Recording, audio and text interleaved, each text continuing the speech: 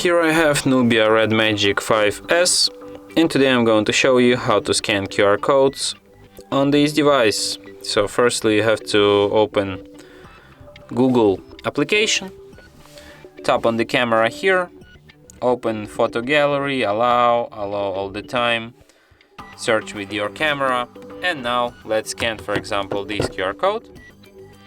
And as you can see, as soon as camera detects this QR code, it shows the page which has been encoded to this QR code, and we can open it and see what's been encoded to this QR code. As you can see, here was this page, HardReset.Info. And that's it. Thanks for watching.